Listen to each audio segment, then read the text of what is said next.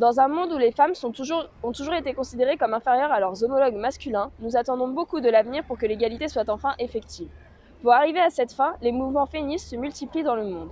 Les divers gouvernements promettent alors une égalité totale entre les sexes. En se concentrant sur l'éducation, l'égalité pourrait devenir accessible.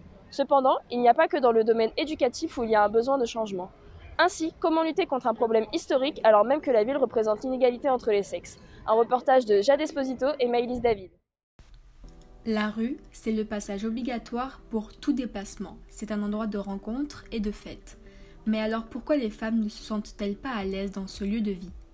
Premièrement, la conception même des rues oblige les femmes à se décaler sur la route pour laisser passer des hommes ou encore à changer de trottoir si elles se sentent en danger.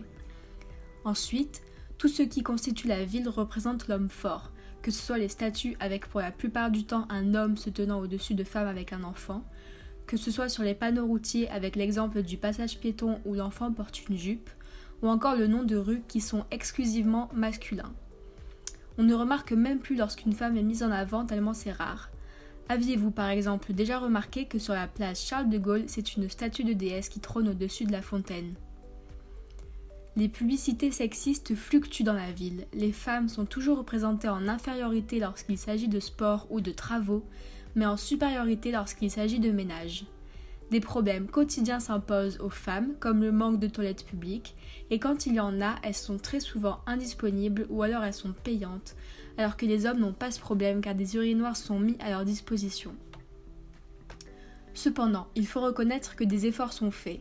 La ville de Lille a notamment commandé la construction d'une nouvelle statue à la figure féminine devant la gare Lille-Flandre.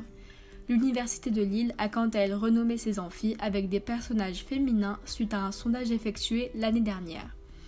Mais la crise du Covid-19 n'a pas fait de bien à cet élan lillois. Ainsi, de nouveaux stickers pour le moins surprenants ont été installés dans le métro Paris-Lévia. On y voit une femme avec les jambes serrées face à un homme qui étale sa masculinité en ouvrant les jambes. La ville de Lille n'est pas la seule où l'urbanisme est sexiste. C'est notamment le cas à Nantes ou encore à Paris et Bordeaux.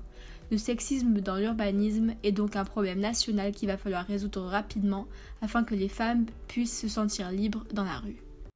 Il y a donc beaucoup à faire pour améliorer l'espace urbain afin que les femmes ne se sentent pas à l'écart. Des solutions qui pourraient venir des urbanistes, hommes pour la plupart. Merci à tous de nous avoir suivis et à bientôt pour d'autres solutions.